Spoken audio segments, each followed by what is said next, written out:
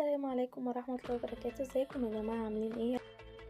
معايا المقادير بتاعتي بقى: نص كيلو لحمة، بصلة كبيرة، بقدونس وملح، بصل بودر، فرمتهم كويس مع بعض، وبعدين حطيت اللحمة ونزلت بالبهارات بتاعتي.